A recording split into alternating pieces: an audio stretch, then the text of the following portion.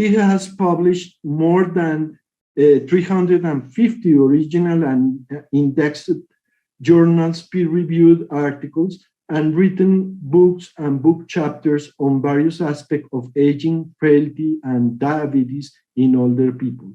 He has participated in the preparation of technical reports on these topics for national organizations, Minister of Health, scientific society, research organization, and agencies, and international organization, and is an international advisor of WHO and PAHO. In the other hand, we have Dr. Carlos Alberto Cano Gutierrez. Dr. Carlos Alberto Cano Gutierrez is a physician from the Pontificia Universidad Javeriana de Bogotá and geriatric physician graduated from the Complutense University in Madrid, Spain.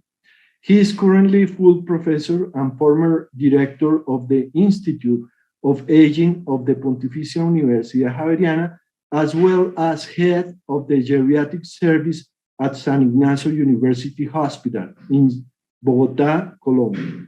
He is a senior researcher in MinCiencias at the government and the Colombian government. He is the actual president of the Executive Committee of the Latin American Academy of Medicine for Elderly. He is the author of more than 70 peer-reviewed publications. Welcome to our two speakers, and Dr. Leo Rodriguez, please go ahead.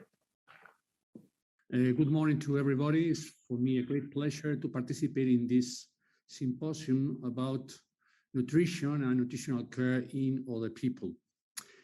I will focus my talk in the issue of nutrition and functioning and the relationships between them. This is my disclosure slide, and I have received an honorarium for this presentation. So I have split my presentation in 5 main bullets. In the first one, I will discuss the differences between putting the focus on longevity, that is life amount, versus function, that is quality of life. And in this conceptual framework, I will approach the issue of frailty. The second part will be dedicated to assess the role of nutritional status in community living older people. My colleague, Professor Cano, will dedicate part of his presentation to hospital issues linked to nutritional problems in older people. I will put the focus in community living people. Third, I will establish some relationships between nutrition and functioning and with micronutrients. And between these micronutrients, I will show you some original data, never shown data, about the case of hydroxymethylbutyrate, the HMB. Fourth, I will very briefly review the current evidence about the effect of interventions, what we know, and where is the lack of knowledge that we have in this particular problem, to, in the last slide, show you some conclusions. Okay, what is the true problem nowadays? Is the problem of living longer, or is the problem of living better? All of us want to reach very advanced ages, but I'm pretty sure that among all the people in the audience, when we are thinking in achieving longer lives, we are thinking in achieving them as the man in the left part of the slide, but no as the man in the right part of the slide. This is especially tricky if we take into account that there is a limit for human lifespan, a limit that our societies is very close to reach. So the probability of prolonging the life expectancy is becoming poorer and poorer and poorer. And this evidently put the focus in the aim, in the target of prolonging our good quality lifespan. In this conceptual framework, the WHO 77 years ago published a report the first report on health and aging, when they put the emphasis not in living longer, but in living better. And when they raised this issue and they define what is healthy aging, they define healthy aging in terms of maintaining function, not in avoiding disease. This is a very important fact because this in some way means a change in the paradigm. In the same way, several authors have put the emphasis on delaying the time when we start to have a poor quality of life. That means the time when we start to experience some disability instead of trying to prolong life. And also, it's quite clear that this decreases in what WHO named intrinsic capacity is mainly produced by three factors. First, the aging per se. Second, lifestyle factors. And third, comorbidities. I will put the focus in this talk about these lifestyles and mainly nutrition. But previous to approach the fact, I would like also to say that intrinsic capacity is going down along the life step by step. And there is a stage in this pathway of the intrinsic capacity that precedes the debut of disability, and it's a true window for detect and intervene to avoid the presence of disability. And this stage is frail or pre-frail. It depends upon when you want to put the cutoff point. Because when you become frail or even poorer, the problem is that the possibility to come back is very difficult, because in addition to these losses in intrinsic capacity, there is a loss also in functional reserve. And when you do not have functional reserve, it's very difficult to improve your function. This is schematically shown in this slide. And as you get older, there are several organs, several systems that experience changes, remember, due to aging per se, also to disease, but also to lifestyle factors. And when you are old, these are clinically manifested by what we call the frailty spectrum. If there is no any measure, the intervention in this frailty status, the most probability issue is that you progress to disability. In this frailty, in producing frailty, one of the main underlying causes is sarcopenia. And very linked to sarcopenia is the issue of chronic undernutrition. Not necessarily malnutrition, but chronic undernutrition that embraces malnutrition, also risk of malnutrition, but also problems in some micronutrients or diets.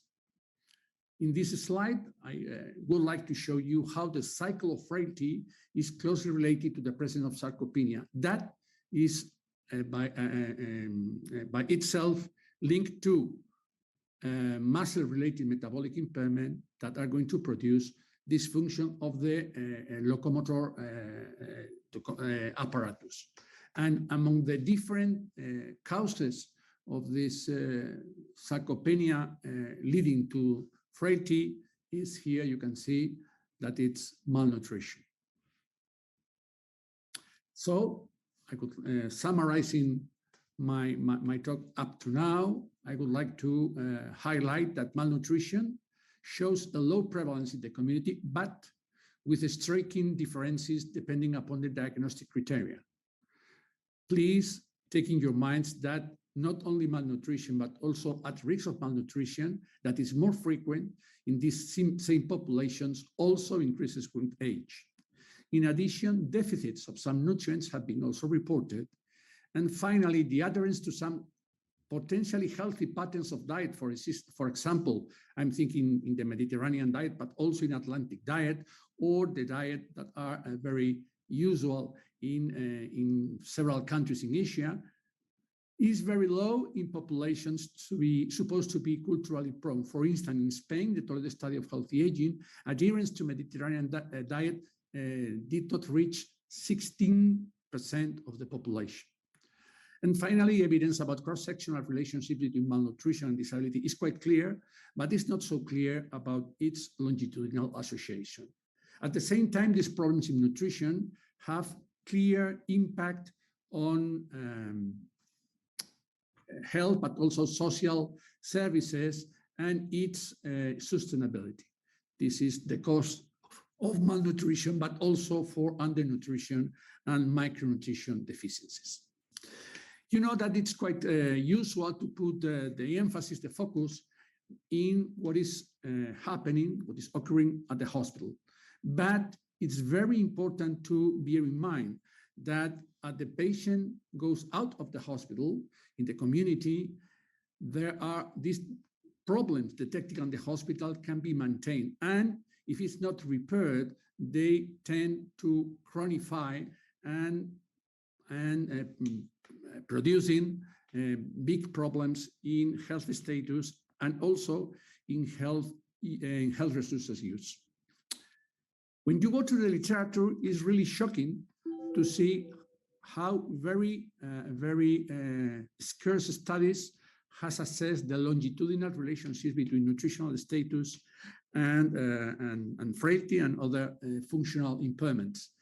In this review published 4 or 5 years ago, they only found 5 longitudinal studies.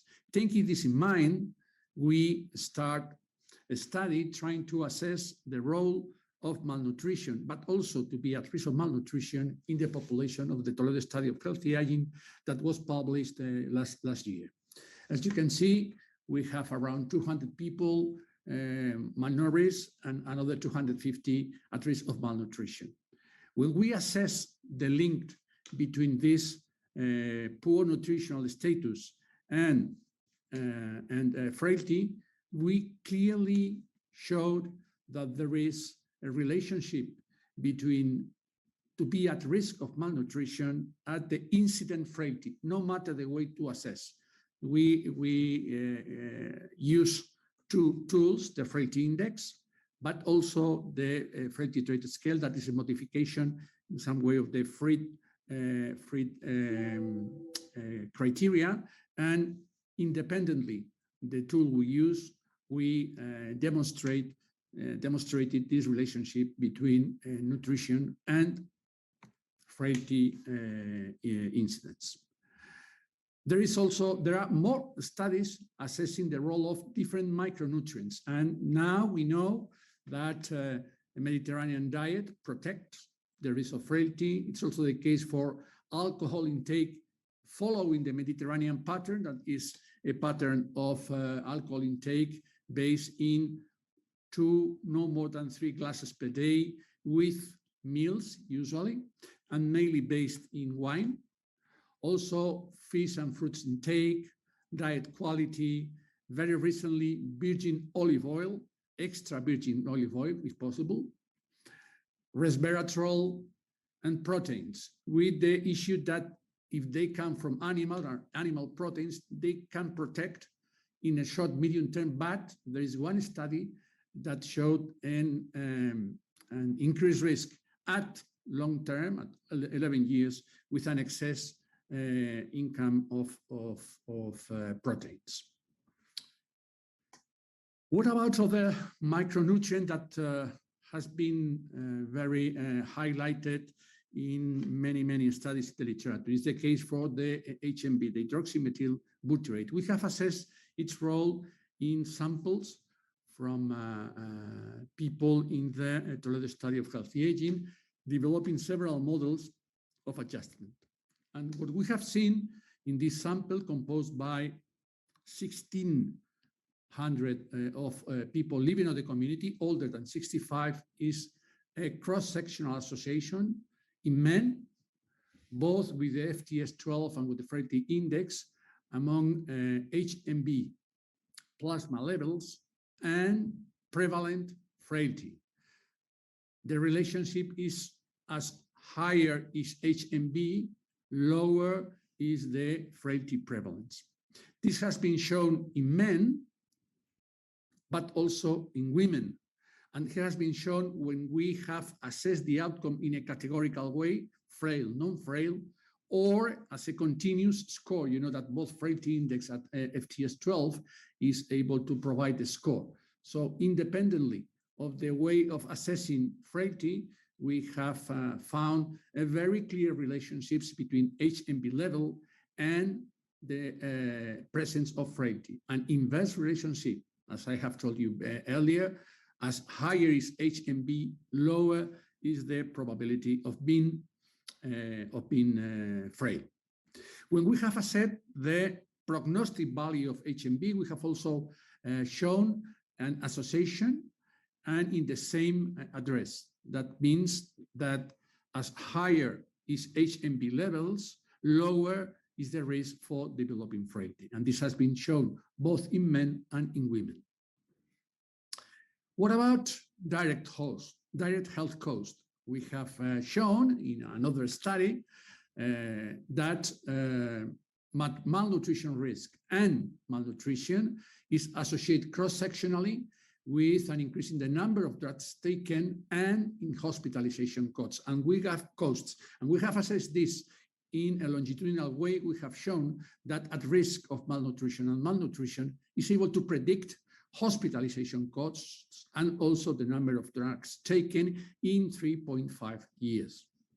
When we go to assess the costs of frailty and malnutrition, poor nutrition, we have seen that this means an increase in 5 times of the cost per year of people, all the people living in the community, reaching the amount of around 1,000 euros per year per person. Okay, and this is my last part of the presentation, that it's what we know about nutritional intervention in frailty. You know that I have talked about the importance of lifestyle factors, and I am going to show you some data about nutrition and the co-intervention based on nutrition plus physical exercise. When we think in doing a nutritional intervention, there are several topics that can be addressed in these nutritional interventions. I am going to address the issue of the impact of nutritional interventions on functioning and frailty. We have very few data about this. This is one of the few studies assessing the role of nutritional interventions in frailty status. It was published many years ago, and it's very shocking to see that there are very few studies assessing the role of nutrition in frailty status. However, we have very, very strong data, strong evidence about the effect of multi-domain interventions in people who are frail or pre-frail when we combine the effect of physical exercise, this is a study by Pajor, with nutritional interventions. And this was shown for the first time in the classical study, the FIXIT study of Maria Fiatarone, that was published in the New England Journal of Medicine. But more recently, this year, last month, we have the evidence coming from the SPRINT study, when combination of physical exercise program, but also nutritional intervention has been shown. And some years ago, we published also this study that show a benefit in frail, pre-frail people with type 2 diabetes. So, and these are my conclusions. I would like to to address or to highlight that there is a clear cross-sectional and longitudinal association between frailty and nutrition and nutritional status. These associations with frailty regard both nutritional status, but also diets, foods, and nutrients, including HMB. When poor nutritional status and frailty converge, there is an increase, there is a synergic impact on the use of health resources and direct costs. We know that nutritional intervention enhances the benefits of physical exercise on frailty, and this is quite clear, but by opposite, target nutritional interventions focus on individuals with specific nutrient deficits are lacking. In general, studies on mainly nutritional intervention, but more precisely, those trying to assess the role of providing some nutrient that have been shown to be linked to the risk of frailty. Research clinical trials assessing the effect on frailty of supplementing, among others, HMB, both in men and women, with a low serum levels of these micronutrients, I think that deserve attention. Thank you very much for your attention. Thank you, Dr. Gomez. I am going to speak about Salud. Salud is acronym to Strengthening Health in Colombian Malnourished. There are my disclosures. The Salud study has been reviewed for the Ethical Committee of Pontificia Universidad Javeriana. In our concept, the Quality Improvement Program, that is QIP, included three different concepts. The first one is nutritional screening. In our case, is with the tool mini nutritional assessment in the short form, nutritional education and nutritional intervention and follow-up in our study was for 12 weeks. The objectives of the QIP are review the results of the real-world QIP study in the assess feasibility and impact in patients with malnourished and risk of malnourished in community patients, and also that we receive in outpatient ward or service. And also we are going to evaluate the impact of this program on nutritional and clinical outcomes and applied the concept and advanced high quality patients care. Malnutrition is very frequent in different wards or levels.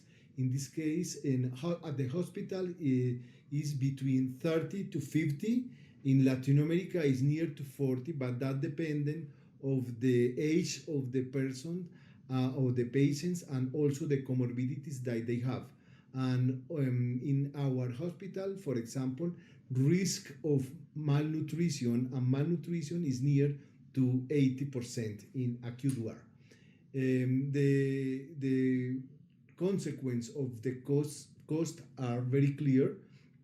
For example, increase the length of stay, increase the readmission rate, and increase the cost of care, the more complications rate, and also the morbidity and mortality, and pressure ulcer, and among others.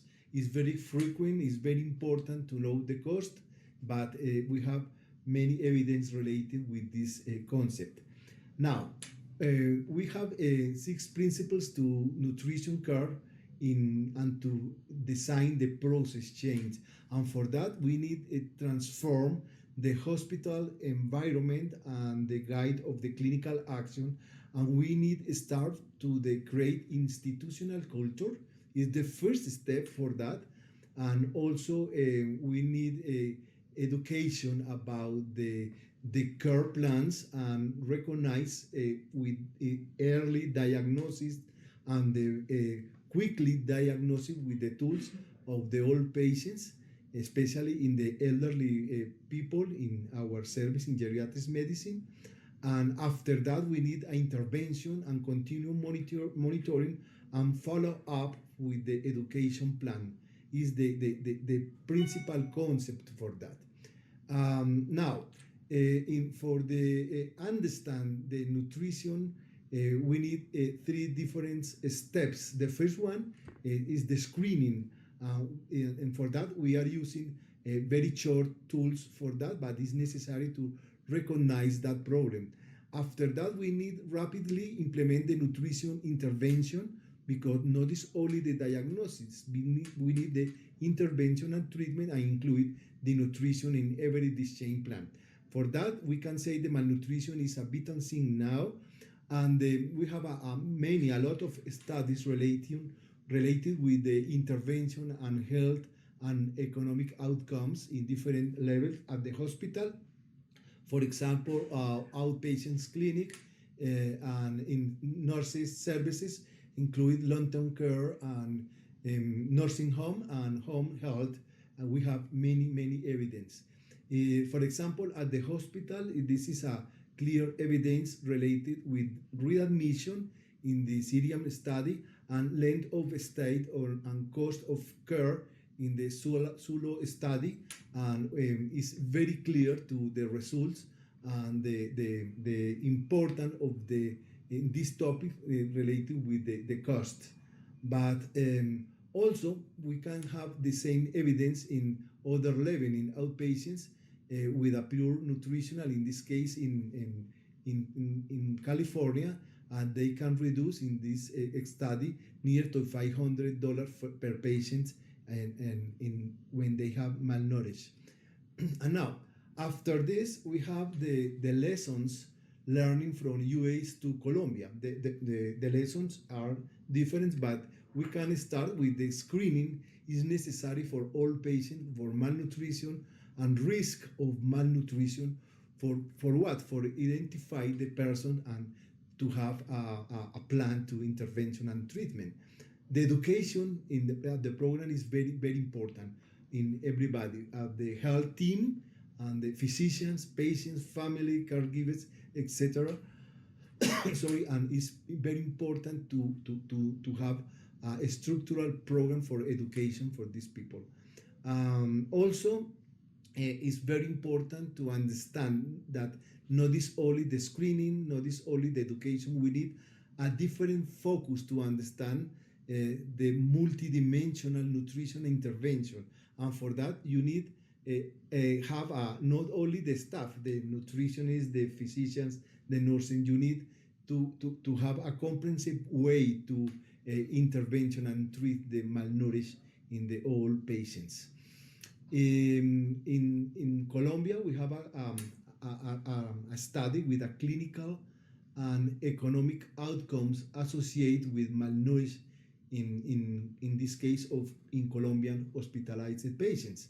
In this study that is a partner, Dr. Alvaro Ruiz, they had a multi-center prospective observational cohort study with 800 patients in 4 different hospitals, and all patients they were screened with the malnutrition using the tools MST, and the results they have the increase of the length of stay in people with malnourished near to 30%, 38.5% increase the hospital stay cost, and the mortality increase also the old radio was 2.39. In this study, 25% of the patient had malnutrition, and that people only 5% had supplementation and supplements to oral nutrition supplements, and this case is only 5%. 95% didn't have nothing, and that is an important conclusion in our study in Colombia. Now, in this case, in Salud study, remember, is a health study. We have 3 different arms. The first one is healthcare resource use. The other important arm is nutritional and clinical outcomes, and finally the costs. And in our study, is a collaborative partnership between Abbott and San Ignacio Hospital in Bogotá, Colombia, and Javeriana University. And we had 618 patients, and we had the intervention with this program QIP, and we have the follow-up for 90 days to demonstrate the impact in nutrition and in economic outcomes results. And it's important to understand that these objectives are especially in this study that I am speaking now. And for that, the first step in our study had the screening and recognize the patient with poor nutrition or risk of malnutrition. After that, we have a very clear program to educate the patients, the caregivers, and the health staff. In our case, the nurses and nutritional and physicians. And after, we have the intervention with a bottle day with oral nutrition supplement for 60 days, and also the instructions for health, good nutrition, healthy nutrition and exercise. This is the QAP program, and follow up for 90 days in person or in telehealth visits.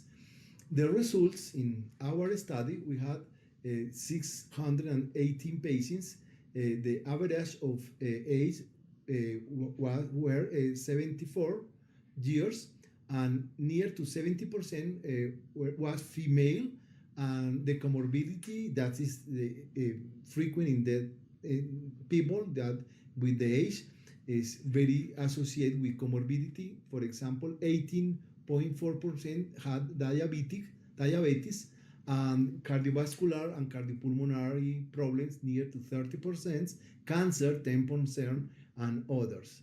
In a study, Salud study, we include three different arms. The first is the health resource use, and we evaluate the impact visit, the emergency department visit, and outpatient visits.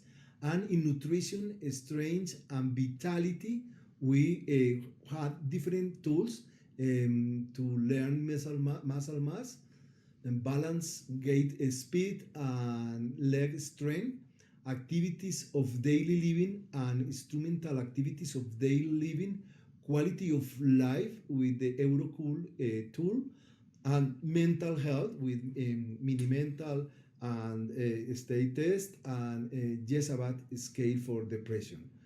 And for cost and effectiveness, they have the cost effectiveness reduction in total healthcare cost and saving per patient, and I am going to present the results in that topic. First, this is the results of nutritional status in the mini nutritional tools change between 9.3 to 11.4. Increase the points of the scale, and is a very good result. Also, the circumference of calf circumference increase in near to 2 centimeters is a very clear and good result in muscle mass. And in this paper, we can see the improvement in nutritional status. In this case, 324 patients improve the nutritional status after this type of intervention. In the left, you can see the patient at the risk of malnutrition, 528, and in this case, 241 change to adequate nutritional status. This is incredible, it's very good. And the case of malnourished patients, 90 patients, they change after the intervention. 38 patients change to adequate status nutrition, and 45 to change the malnourished to risk of malnourished. It's a clear result to the consequence and to improve the nutritional status. And on the other hand, we evaluate the frailty with the Linda-Fried criteria. And in this case, the criteria, the average 2.14 change to 1.78. And in this recent paper, we can see the good results about the quality of life, in the five components that it included in the tool. That is mobility, self-care, using activities, usual activities, pain, and anxiety. And in this case, improve the before and after the intervention. Now, About the reduce of healthcare resource and utilizations, this is a very important result because is significant in different areas. For example, in hospitalization reduce, in emergency department visit and outpatients visit. And we have the measure between 30 days, 30, 60, and 90, and the results are the same. Now, we can say that that study in study, salud study, is important for the traditional care, especially in this decade, the healthy decade with WHO, because it's important to have the result about the functionality. And functionality is the most important thing that we can have after the aging process. And for that, we are speaking about the intrinsic capacity in 5 different components: cognitive, psychological, vitality, locomotion, and sensory. Because if we can have the possibility to intervention in intrinsic capacity is very important. That study is intervention in vitality, especially in nutrition, because it's part of the this objective of the ICOP in intrinsic capacity. Now, we can say in summary that the malnutrition is very frequent in all areas, in all wards, and especially in the elderly people. In the continuum care is very important in the people, especially when we are thinking in good quality life in the community. And in this case, the impact is very easy to replicate in different countries, especially in my country, Colombia, and in developing countries, really similar to my country. And I think is a good possibility to modify the nutritional status of the elderly people.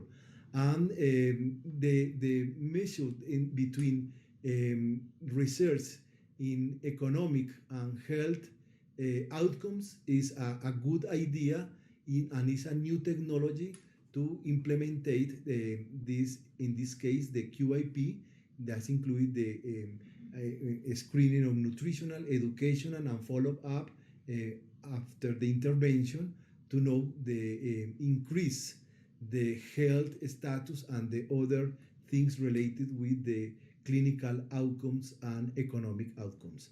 Thank you for this opportunity to present this study, and I finish my presentation.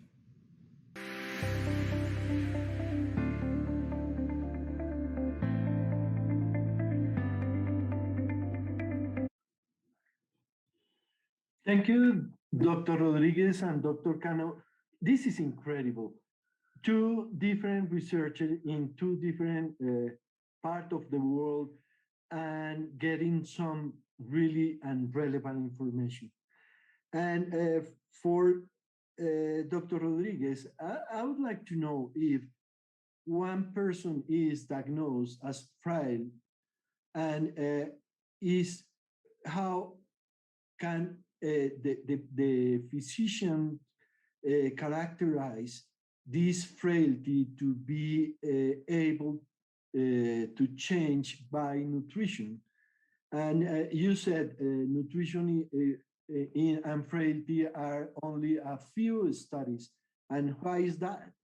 And we can identify frail people to be able to intervene by nutrition.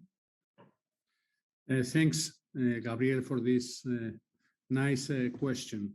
I think that there are 2 issues to be in mind. First of all is that when you detect frail, you must do, among other diagnostic facts, 2 of them that are of high relevance. First is to determine the presence of sarcopenia.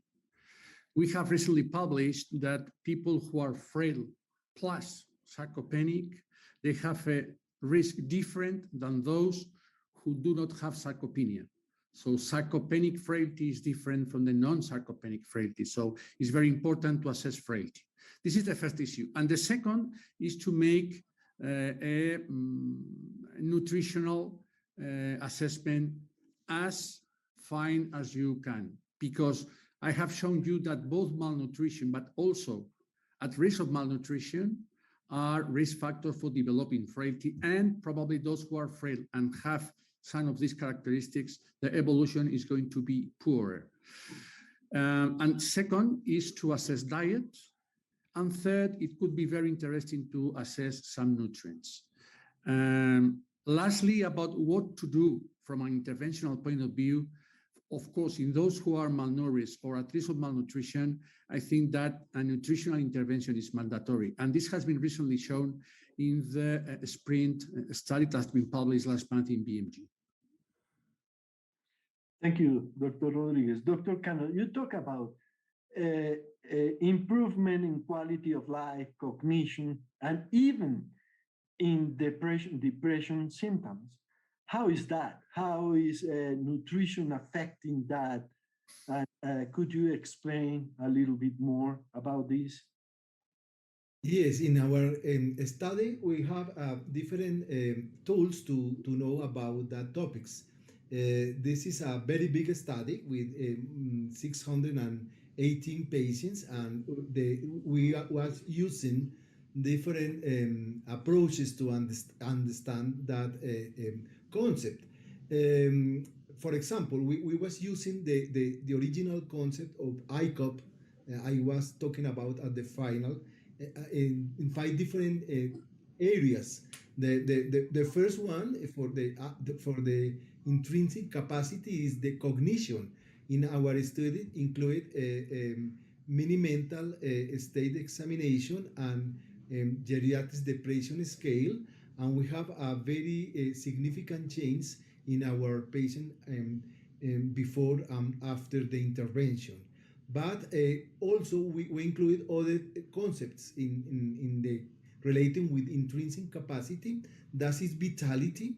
Vitality is a big concept relation with different areas. For example, with hormonal function, and for understand the energy and cardiopulmonary results. And for that is important in our study, because we have improved in that topics. And also we include 2 topics for understand that item is the underweight is important issue to that, and the other is appetite for that, and that is related with nutrition. And for that we was speaking and talking and include that concepts in our study.